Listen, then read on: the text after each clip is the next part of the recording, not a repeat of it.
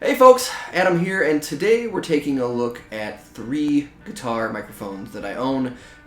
So to get things started, for years I've been using this mic, the Shure SM57.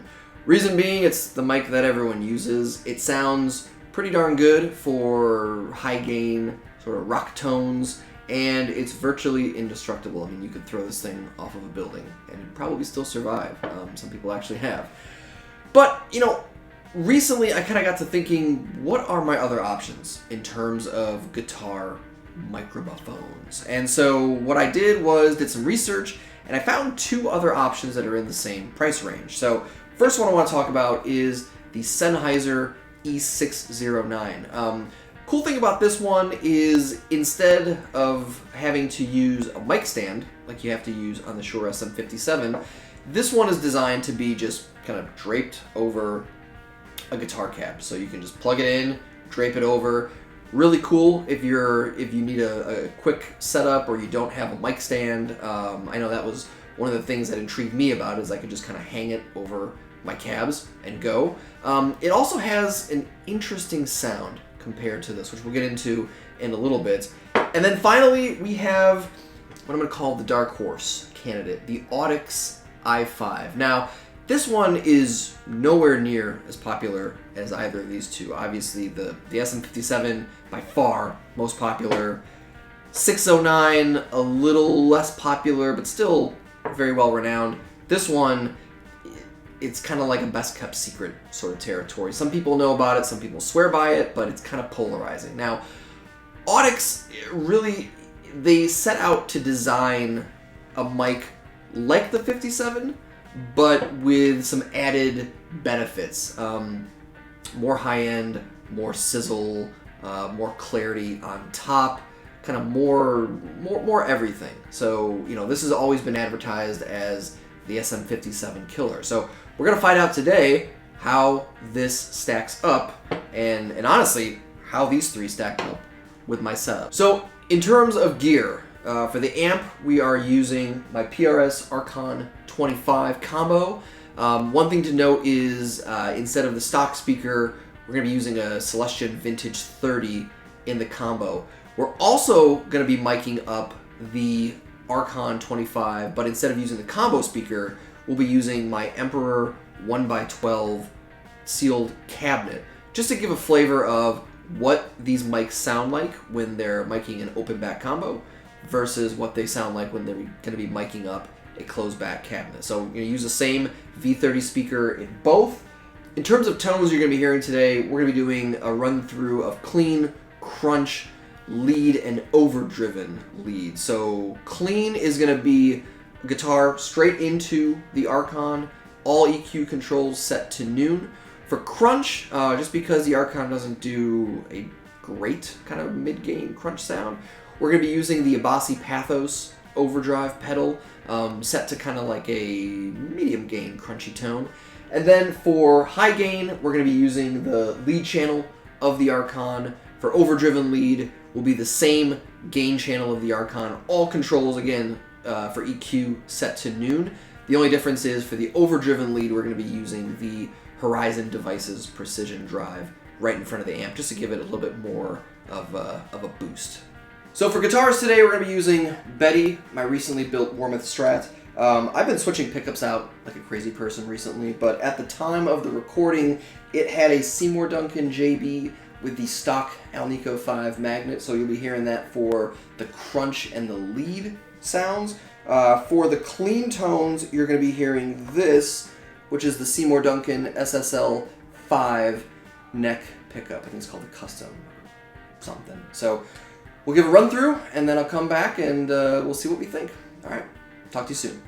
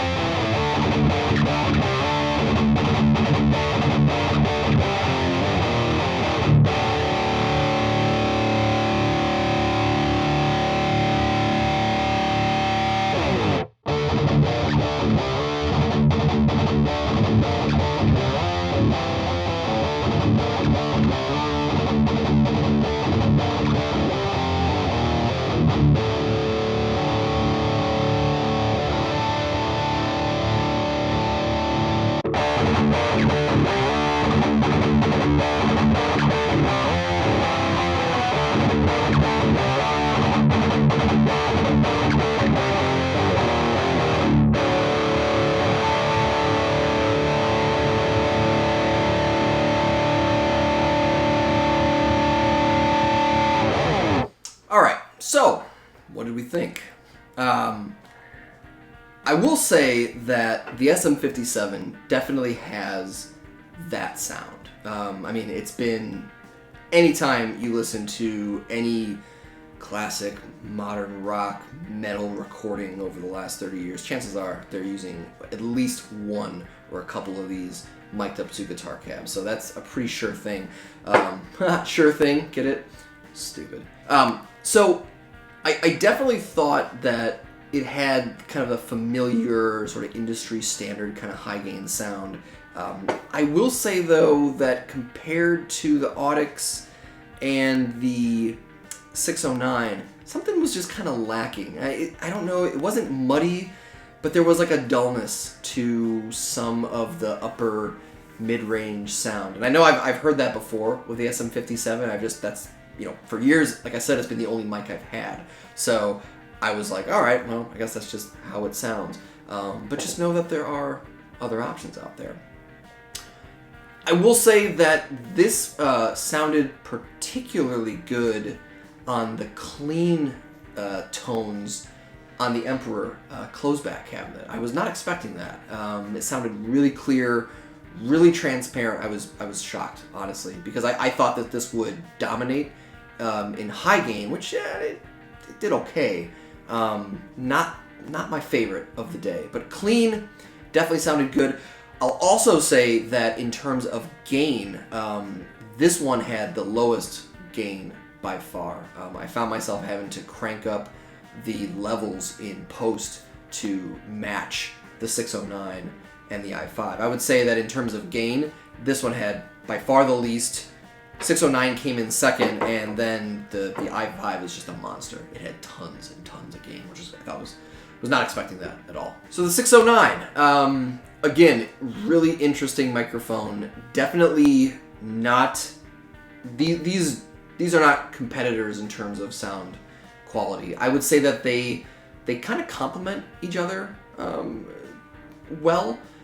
This one obviously being, you know, the sound, but this one had a really interesting kind of mid-range character to its sound. Definitely, I liked it on clean. I really liked it on crunch. I think I liked this one on crunch the best out of all three of these.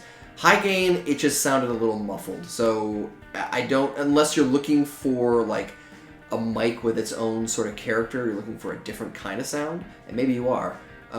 This one, I don't know if I would recommend this just by itself for high gain amp miking.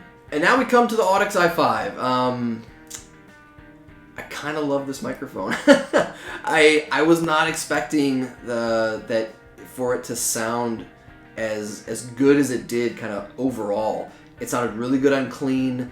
Again, gain levels were crazy. I found myself having to turn down the mic and actually turn down the gain on my interface, because as I was watching the levels come in, I was like, holy crap, like way too much. So I was constantly adjusting that to compensate. So a lot of gain, doesn't need a lot to get going. Definitely has that sort of high-end sizzle and presence that the SM57 just does not have. I would say that could be dangerous if you have an overly bright setup. If you have something like that, or you're looking for more of that SM57 sort of sound, don't go with this. But if you're looking for some additional presence, and yeah, I mean, this mic is definitely hyped compared to the 57, compared to the 609. The highs are hyped. It had a lot of bass too, which was really evident in the closed back cab. So I hope you found this video informative. I know I did. I think that you know, going forward, I'm definitely going to use the i5 a whole heck of a lot more. And I'm also interested to see in the future how these mics complement each other. So I think I'm going to do a video down the road that shows, you know, i5 and 609 together, SM57 and 609 together. Probably not these two together. I think that'd be weird, but maybe we'll give that a shot. So hope you enjoyed. If you like what you saw, please consider subscribing, or at least throw me a like. And I'll talk to you next time. Thanks for watching.